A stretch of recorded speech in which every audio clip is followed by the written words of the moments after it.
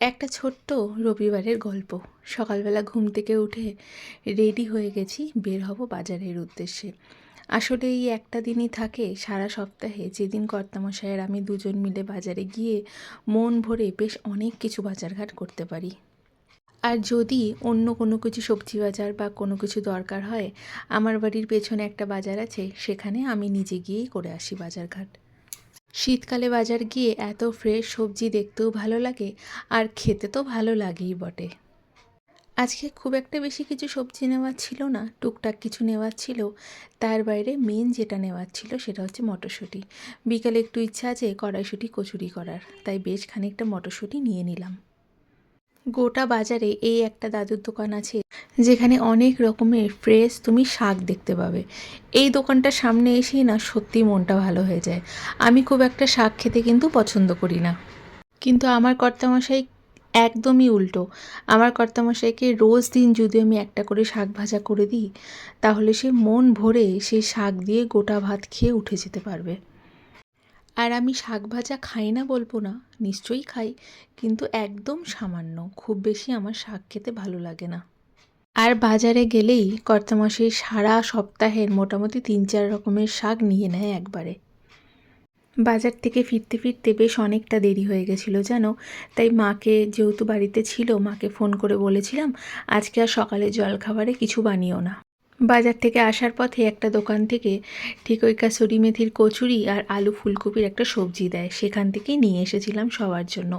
আর আজকে বাড়িতে জঙ্গল পরিষ্কার করার জন্য একটা দাদা এসেছে, তাই তার জন্যও একবারে নিয়ে আসলাম।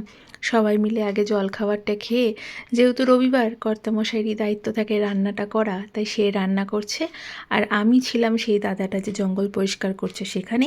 আর মা সমস্ত শাকগুলো বেছে বেছে প্লাস্টিকে ভরে ভরে রেডি করে রেখে দিচ্ছে।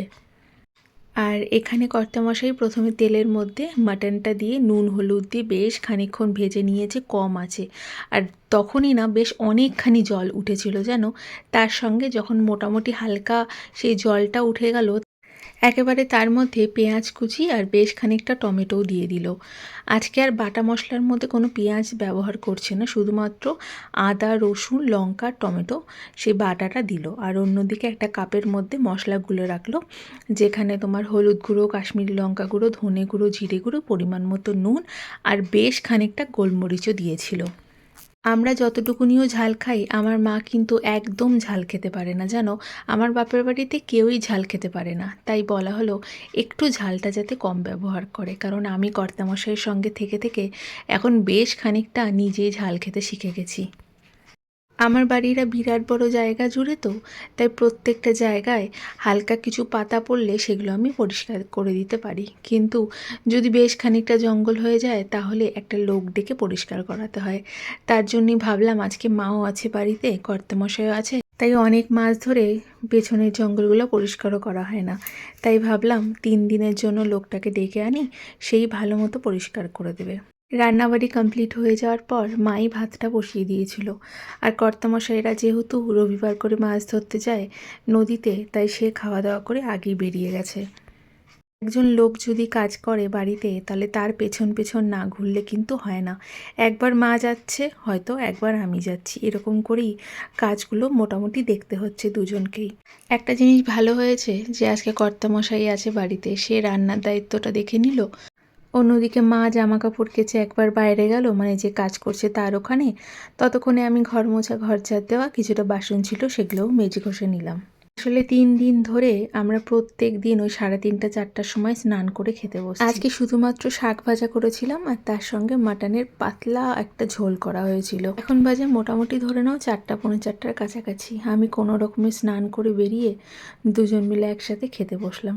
অন্যান্য সময় সকালে দুপুরে 2 বেলা একা একাই রান্না করে একা একাই খেতে বসি, কিন্তু এখন যেহেতু মা আছে বাড়িতে, তাই দুজন মিলে গল্প করতে করতে কোথা থেকে সময়টা পার হয়ে যায় বুঝতেই পারি না।